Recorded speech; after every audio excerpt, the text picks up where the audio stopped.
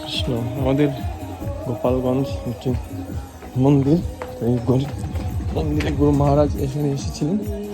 অনেক সুন্দর ঘাট, গঙ্গা ঘাট, এবং এই গঙ্গা ঘাটে গুরু মহারাজ সাফারি পরিক্রমার সময় তিনি এসেছিলেন, স্নান করেছিলেন। আমাদের এখানে একটি সুন্দর মন্দির আছে, সেই মন্দিরটাও দেখব।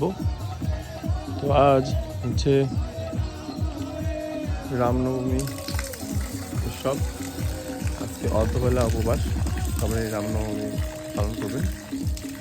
আর ভগবান রামচন্দ্রের কাছে প্রার্থনা করব আমরা সেই ভিডিওটা সমস্ত ভগবানের সেই সেবার দেখতে থাকি, আমাদের মানব জীবন ধন্য করতে পারি। হরে কৃষ্ণ। সবাইকে এই ভিডিওটা পাঠিয়ে দিবেন। হরে কৃষ্ণ। সুন্দর মন্দিরটি আমাদের, আমরা এখানে রাত্রি যখন চলছিলাম কালকে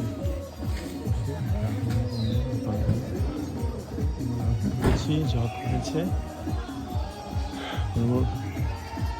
মুক্তিযোদ্ধা প্রভুর সুন্দর বাগান, তো সেই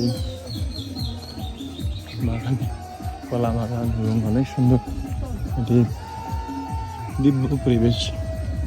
ভক্তরা কত সুন্দর জায়গায় এইভাবে মন্দির স্থাপন করেন।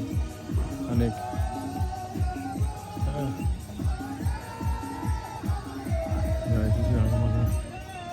আমার মন্দির কি হরে কৃষ্ণ হরে কৃষ্ণ কৃষ্ণ কৃষ্ণ হরে রাম। সবাইকে ধন্যবাদ, সবাইকে ভগবান রামচন্দ্রের রামনবমীর শুভেচ্ছা। দুপুর পর্যন্ত উপকার। হরে কৃষ্ণ কৃষ্ণ। তো আমরা যশোর যাব। যশোরে আমরা সেই ভগবান রামচন্দ্রের আবির্ভাব পালন করব রামসরা মন্দিরে। যশোরে লাইভ থাকবে, আপনারা থাকবেন আমার সাথে। হরে কৃষ্ণ।